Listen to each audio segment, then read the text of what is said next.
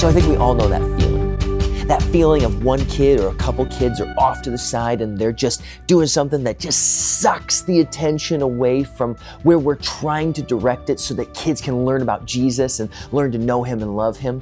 And we all wish that somebody would go over and deal with that situation, right? But we wish that somebody else would go over and deal with that situation because it makes us uncomfortable. Today, I want to help you learn to be that somebody who can step in and help kids refocus so that they can be a part of what God wants to do in our services. So the first thing that we're going to start with is that it starts with the heart.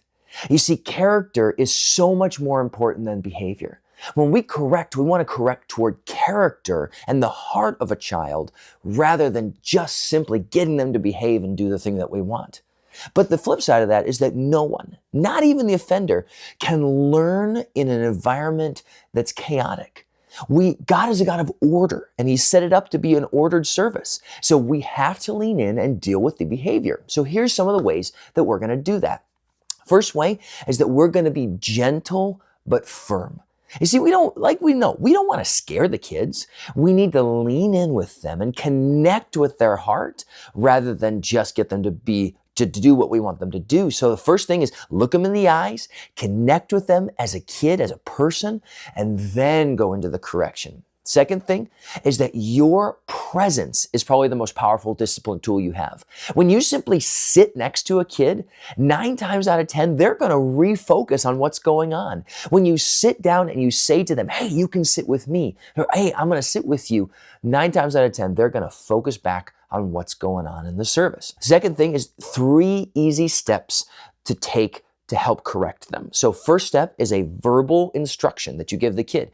You say, hey, I need you to focus up, or hey, I need you to stay sitting down. Whatever the instruction is, make sure it's very clear. The second step to take is that you give them a verbal warning.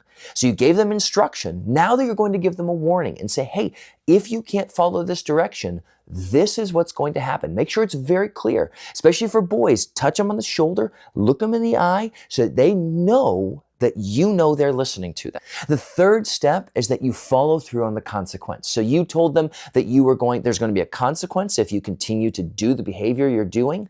You have to gently but firmly follow through on that consequence. A lot of times this takes the form of taking kids who are talking together and warning them, hey, we're going to have to split you up if you can't focus and pay attention. And then following through on that and saying, hey, I know you guys love to sit together, but you're not able to focus right now. So we're going to split you guys apart. And when we'll try again in a little while. Or maybe we'll try again next week. Looking at long-term problems. If you have the same kid exhibiting the same behaviors over and over and over again, best thing you can do is lean into that relationship.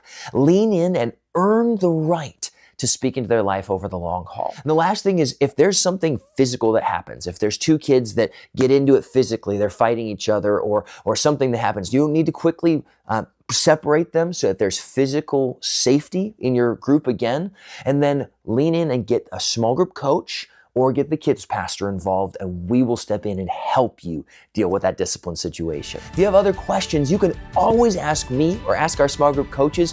We're here to help you succeed so that you can help kids learn to love God, love people, do their best, and have fun as they connect with their group and they connect with you.